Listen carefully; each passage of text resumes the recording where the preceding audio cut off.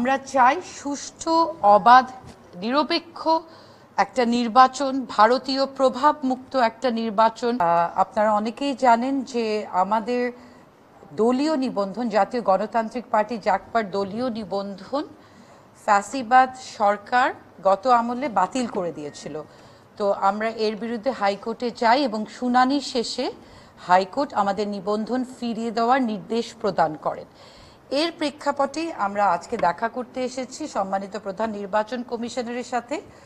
মূল কারণটা হচ্ছে ওনারকে জানানোর যে আমরা তো পেয়েছি, কোর্টের ফর্মালিটিস তো হবে, এছাড়া ওনাকে জানানো যে আমরা চাই সুষ্ঠু, অবাধ, নিরপেক্ষ একটা নির্বাচন, ভারতীয় প্রভাব মুক্ত একটা নির্বাচন, যেই নির্বাচন গত 16 বছরে অনেকবার আমরা দেখেছি যে বাইরের হস্তক্ষেপ হয়েছে।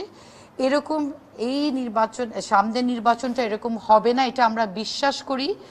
আমরা বিশ্বাস করি এই আমাদের সম্মানিত প্রধান নির্বাচন কমিশনারের নেতৃত্বে যে নির্বাচনটা সামনে হবে সেটা অত্যন্ত সুষ্ঠু, নিরপেক্ষ, অবাধ এবং ভারতীয় প্রভাব মুক্ত হবে।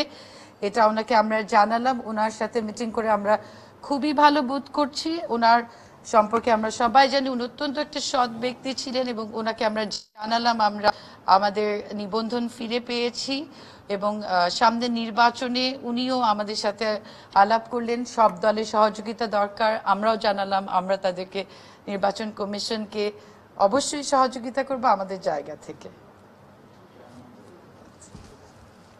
Thank you.